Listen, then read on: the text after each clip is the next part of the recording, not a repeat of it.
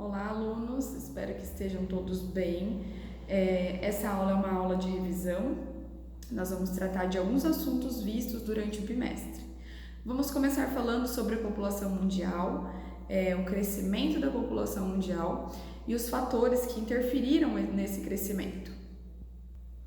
A população mundial cresceu muito nos últimos anos, na verdade, nas últimas décadas, e vários foram os fatores que contribuíram para esse acontecimento, tá? Entre eles, podemos citar o avanço na medicina, na área da saúde, o surgimento de várias vacinas, o desenvolvimento no meio científico e tecnológico, a qualidade de vida das pessoas, que acabou melhorando, e vários outros fatores aí que a gente vai acabar contribuindo aí para o aumento populacional. Então, podemos estimar que somos em quase 8 milhões de habitantes, no mundo todo. Quase 8 bilhões, é muita gente, tá? E o que fez com que esse aumento populacional acontecesse, o que contribuiu para isso, além dos fatores que eu mencionei, a gente vai ver, citar exemplos básicos aí. Algumas doenças que antes não existia cura. Se a gente pegar aí para analisar 50 anos atrás, AIDS e várias outras doenças, uma pessoa que descobria que estava com câncer, normalmente já não tinha mais o que fazer, uma pessoa com pressão alta, diabetes, e hoje todas essas doenças, as que não têm cura, no caso da AIDS, dá para se controlar, e as outras existe um tratamento, a pessoa consegue ter uma qualidade de vida e viver aí praticamente de uma forma normal, tá? Tudo isso, pessoal, contribui diretamente para esse aumento populacional, tá?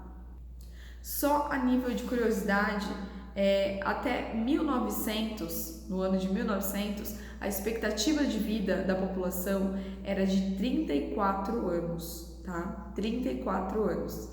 Só para vocês terem ideia, eu tenho 31 anos, ou seja, a expectativa de vida era próxima do tempo que eu tenho. Então, e hoje a gente vê que a população está vivendo muito mais. A expectativa de vida hoje, por exemplo, do brasileiro é de 75 anos. É um número muito alto, tá? Se a gente relacionar aí a décadas passadas, certo? Quando a gente fala de expectativa de vida, a gente está falando da média de quantos anos a população daquele lugar está vivendo, tá? Não dá pra gente comparar também a população do Brasil com outros países. Se a gente pegar alguns países da África, a expectativa de vida ela ainda é baixa, ela ainda não passa dos 50 anos, tá? Ao passo que aqui no Brasil, a expectativa é de 76. Quando a gente fala de população, a gente tem que lembrar que o Brasil é o 5º país mais populoso do mundo, ou seja, nós temos muita população, tá? Além do Brasil, nós vamos ter outros países também que vão ter um número elevado populacional. China, Índia, Estados Unidos também estão no topo aí de países populosos, Tem muita população. Só que quando a gente fala de povoamento, que é habitantes por quilômetro quadrado, o Brasil ele não se enquadra entre os que têm aí maior população. Quando a gente fala de povoado, eu estou levando em conta o número de habitantes por quilômetro quadrado. E nesse quesito, o Brasil tem um número relativamente baixo, tá? Por quê? Porque o nosso país tem um território muito grande, então quando a gente divide o território pela população, vai dar um número aí de mais ou menos 23 habitantes por quilômetro quadrado. Nós vamos ter países aí que ultrapassam os 500, então o Brasil acaba tendo nesse quesito menos habitantes. Só que no patamar geral de países populosos, o Brasil ocupa a 5ª posição. Muito importante a gente mencionar nessa revisão também o perfil da população, tá? Vamos falar a nível Brasil, mas isso é uma perspectiva aí a nível mundial. No Brasil a gente está tendo um aumento da população idosa, então está aumentando o número de pessoas que está vivendo mais, ou seja, a pirâmide etária, que era uma pirâmide mesmo, no topo tem os idosos e na base os nascimentos, as crianças, ela está invertendo o seu papel. Então a gente está vendo o que está acontecendo. Está tendo menos nascimentos, por quê? As mulheres estão optando em ter menos filhos. Quando querem ter filhos, muitas estão optando por não ter, tá? Por conta de trabalhos, estão se dedicando aos estudos, outras coisas que acabam mudando aí. Então, as pessoas estão tendo menos filhos e os idosos, que eram uma faixa pequena de pessoas, eles estão vivendo mais, tá? Antes, a expectativa de vida era, lembra que a gente viu, de 34 anos e hoje de 76? Então, o topo da pirâmide está ficando maior, porque os idosos estão vivendo mais, tá? Segundo alguns estudos, até 2026, a cada 3 pessoas, uma será idosa, tá? Por quê? Tá aumentando. E essa é uma perspectiva mundial, é algo que está acontecendo praticamente no mundo todo. A gente só percebe que isso não vem ocorrendo nos países pobres, tá? Muitos países da África, alguns países da Ásia, esse fator ainda não está acontecendo. Por quê? Porque as mulheres ainda estão tendo muitos filhos e os idosos ainda estão tendo uma qualidade de vida não tão adequada, tá? Mas a perspectiva geral é essa, que vai aumentar o número de idosos. Quando a gente pega essa pirâmide, olha só, pessoal, essa pirâmide que tem formato de pirâmide é uma pirâmide de países menos desenvolvidos, é uma pirâmide antiga e que os países mais pobres ainda conservam muitos nascimentos e poucos idosos. Já essa pirâmide de baixo, a gente consegue perceber que inverteu esse quadro. Estão tendo menos nascimentos em relação ao passado e o número de idosos está aumentando cada vez mais, tá? Esse é um fenômeno muito decorrente agora na atualidade, por conta de todos esses avanços na área da medicina, na área tecnológica. Então as pessoas estão vivendo mais, os idosos estão vivendo mais, estão com uma qualidade de vida melhor, tá? A exemplo de toda essa tecnologia, pessoal, vamos dar o exemplo aí da vacina, né, do Covid. Os idosos aí acima de 60 anos, a maioria já pôde tomar a vacina. Nunca na história, né, do planeta houve uma vacina desenvolvida em menos de 2 anos, tá? Então, ter essa vacina aí que foi desenvolvida em menos de 2 anos é um marco assim histórico. E no caso do Brasil, que está fabricando sua própria vacina, né, parte dela, é muita tecnologia, é muito estudo e a gente tem que conseguir visualizar tudo isso. Vamos falar sobre um tópico importante que a gente viu também no primeiro bimestre, que é como ficou o mundo após a Segunda Guerra Mundial.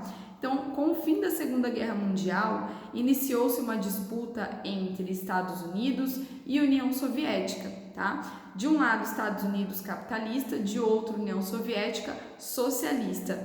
Foi uma disputa que a gente chamou de Guerra Fria. Por que Guerra Fria? Porque foi uma disputa ideológica. Não teve um conflito direto entre esses dois países, tá? Na verdade, a União Soviética tinha vários países que faziam parte da União Soviética, né? Mas não foi uma disputa direta, eles apenas ficavam nessa disputa de ameaça, uma disputa ideológica, tá? Os dois países correram para se encher de armas, né? De vários tipos de armas, só que não teve um conflito propriamente dito, tá? E esse foi um marco bem importante, né? Pós Segunda Guerra Mundial, ficou conhecido então como Guerra Fria.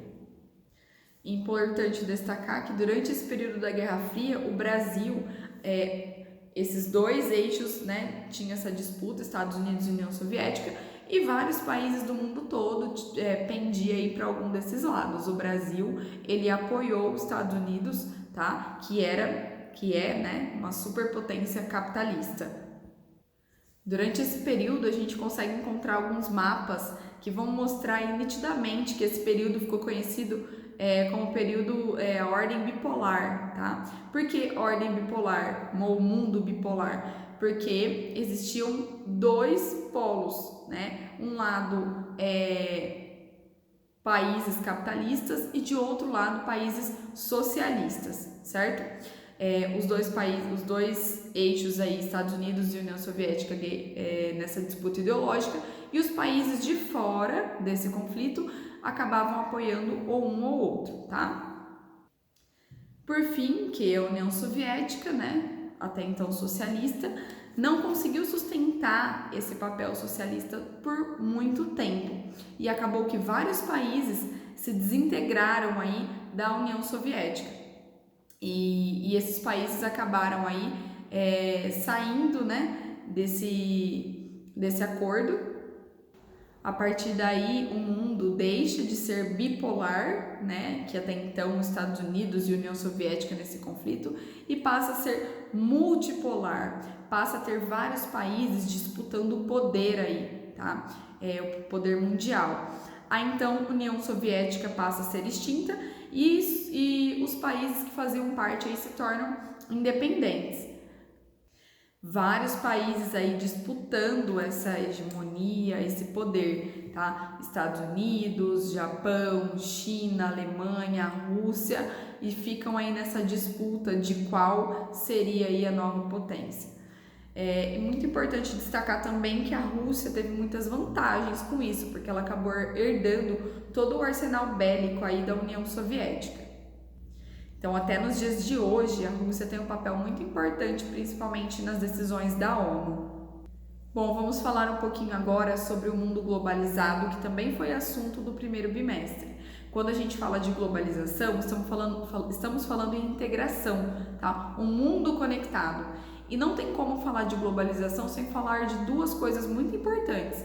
Uma delas são os meios de transportes, tá?